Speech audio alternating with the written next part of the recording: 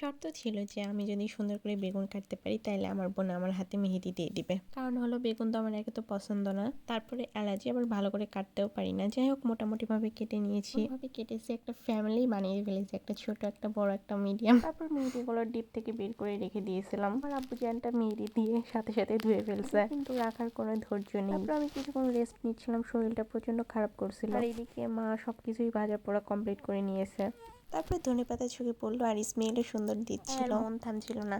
বেগুনি চপের বেসনগুলো ছিল তার মধ্যেই ডুবিয়ে নিয়ে চিংড়ি শেপ হয়ে গেছে, মনে হচ্ছে যে চিংড়ি ভাসছে। দেখতে কিন্তু খুব সুন্দর লাগছে, তাই না? আমার তো দেখতে খুবই মজা লাগছে, কারণ আমার চিংড়ি মাছ প্রচুর পছন্দ। আমি সবাইকে বলছি, দেখো দেখো চিংড়ি মাছ করেছি, চিংড়ি মাছ করেছি।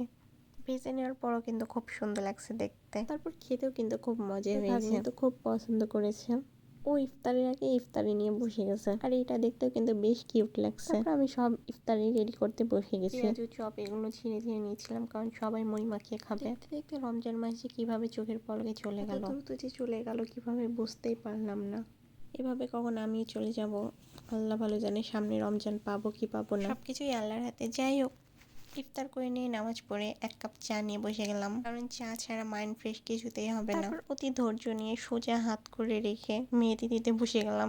ছোটবেলায় অনেক লড়াছাড়া করার জন্য মার খেয়েছি, সমস্যা হলো আমি এখনো সেম কাজটাই করি, কোনোভাবে আমি স্থির থাকতে পারি না। এখানে আমার কি দোষ আমি বুঝি না। আপনাদের কার কার মেহেদি দেওয়া হয়েছে অবশ্যই কমেন্ট করে জানাবেন। সবাইকে অ্যাডভান্স ঈদ মোবারক, আল্লাহ হাফেজ।